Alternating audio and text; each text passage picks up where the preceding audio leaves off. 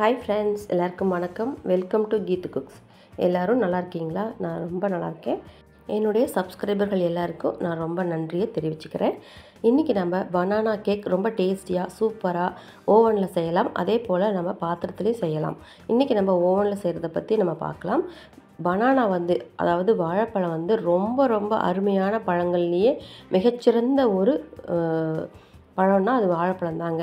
புத்திசாலிங்க தினம் ஒரு வாழைப்பழம் சாப்பிடுவாங்க. கண்டிப்பாக புத்திசாலியாக இருக்கிறவங்க கண்டிப்பாக டெய்லி ஒரு வாழைப்பழம் சாப்பிட்ருப்பாங்க.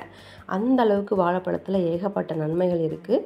இன்றைக்கி நம்ம அதோட நன்மைகளை அப்பப்போ வீடியோவில் பார்க்கலாம். ஃபர்ஸ்ட் டைம் என்னோடய வீடியோ நீங்கள் பார்க்குறீங்கன்னா கண்டிப்பாக லைக் பண்ணிவிட்டு சப்ஸ்கிரைப் பண்ணிக்கோங்க.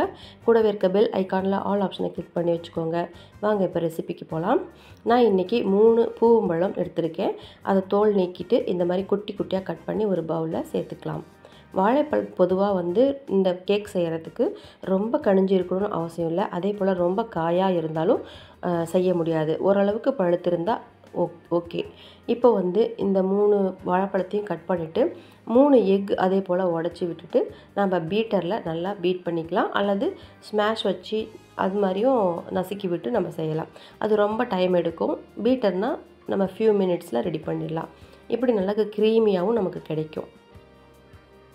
பீட்டர் இல்லாதவங்க மிக்ஸி ஜாரில் போட்டு பல்ஸ் மோடில் நம்ம அதை அரைச்சி எடுத்துக்கலாம். ரொம்பவும் சூப்பராக இருக்கும். இப்போது நம்ம இது கூட நாட்டு சர்க்கரை சேர்த்துக்க போகிறோம். நான் 1 கப் அளவுக்கு நாட்டு சர்க்கரை இதில் ஆட் பண்ணிக்க போகிறேன்.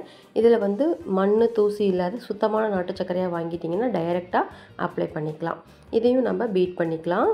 இப்போ மிக்ஸி ஜாரில் போடுறீங்க அப்படின்னு சொன்னால் 1 பை 1 போட்டு நீங்கள் ஆட் பண்ணிக்கோங்க.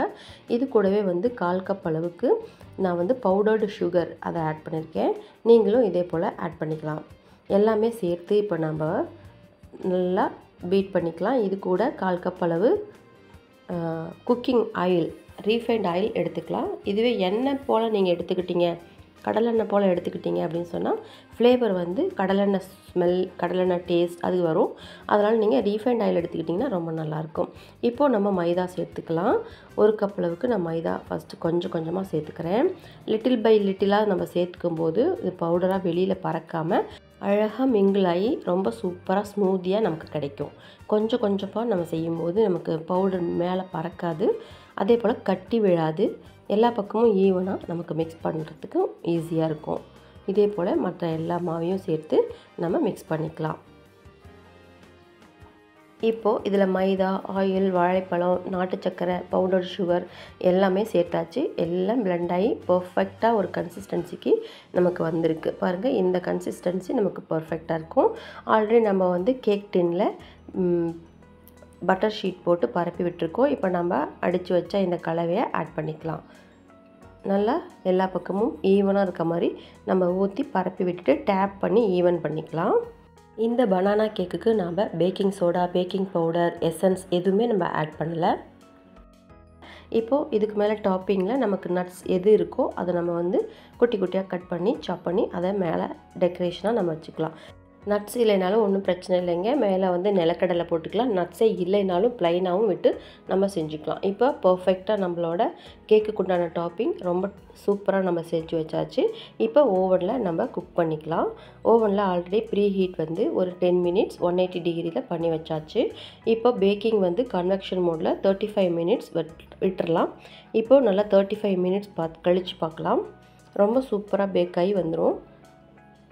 அழகாக வந்திருக்கு பாருங்கள். ரொம்ப சூப்பராக வந்திருக்கு. இப்போ நம்ம வெளியே எடுத்துகிட்டு ஒரு ஃபியூ மினிட்ஸ் நம்ம ஆற விட்டுக்கலாம். இப்போவே நம்ம கட் பண்ணும்போது ஓரத்துலாம் ரொம்ப டைட்டியாக இருக்கும். அதுவும் இல்லாமல் அதை கட் பண்ணும்போது உடையறதுக்கும் வாய்ப்பு இருக்கும். ஒரு 2-3 மினிட்ஸ் விட்டிங்கன்னா கூல் டவுன் ஆகும். அந்த கேப்பில் நமக்கு சைடெலாம் எடுத்து விட்டுட்டு நம்ம எடுத்துக்கலாம். பாருங்கள், நல்லா குக் ஆகிருக்கு. செக் பண்ணியாச்சு. இப்போ ஒரு 2-3 மினிட்ஸ் கழிச்சிட்டு நம்ம வேறு ஒரு பாத்திரத்துக்கு அப்படியே நம்ம கமுத்துறதுக்கு முன்னால் 4 சைட்லேயும் கொஞ்சம் கொஞ்சம் கேப் விட்டு எடுத்து விட்டுக்கலாம். எடுத்து விட்டதுக்கப்புறம் பார்த்திங்கன்னா அந்த பட்டர் ஷீட் தனியாகவே நமக்கு உறிஞ்சி வந்துடும். கேக் நமக்கு தாராளமாக லீவ் ஆகி வந்துடும். பாருங்கள், ரொம்ப சூப்பராக வந்திருக்கு. இது நம்ம இஷ்டம் போல் பீசஸ் பண்ணிக்கலாம். இதில் நான் பேக்கிங் சோடா, பேக்கிங் பவுடர் போடலை. அது போடாமையே ரொம்ப சூப்பராக வந்திருக்கு. இப்போது பீசஸ் போட்டுக்கலாம். அருமையான கேக் நம்ம வீட்லேயே பனானா பேன் கேக் ரொம்ப சூப்பராக வந்திருக்கு. பேன் கேக் வந்து நம்ம ஓவனில் செஞ்சுருக்கோம். இதுவும் பேன் கேக்கு பேன்லேயும் செய்யலாம். ரொம்ப சூப்பராக சீக்கிரத்தில் செய்யக்கூடிய ஒரு ஸ்நாக்ஸ்னால் குழந்தைங்களுக்குலேருந்து எல்லாருக்குமே பிடிக்கும். இது வந்து நான் இன்றைக்கி மைதாவில் பண்ணியிருக்கேன். கோதுமை மாவுலேயும் பண்ணிக்கலாம், வேறு எந்த மாவுலேயும் பண்ணிக்கலாம். வாழைப்பழத்தில் ஏகப்பட்ட நன்மைகள் இருக்குதுங்க. இது வந்து vitamin C, vitamin A, vitamin B6 நிறைய ஊட்டச்சத்துக்கள் நிறையா இருக்குது. குழந்தைகளுக்கு ரொம்ப மூளை வளர்ச்சிக்கு அவசியம் சாப்பிடக்கூடிய ஒரு பழம்னா அது வாழைப்பழம். தவறாமல் எல்லாருமே சாப்பிடலாம். டெய்லி ஒரு வாழைப்பழம் சாப்பிடும்போது நமக்கு வந்து சின்ன வயசுலேருந்தே ஆன்டிபயோட்டிக் வந்து நம்ம பாடியில் நல்லாவே ப்ரொடியூஸ் ஆகுங்க. அதுவும் இல்லாமல் நம்மளோட குடலை வந்து ரொம்ப சுத்தமாக வச்சுக்கும்.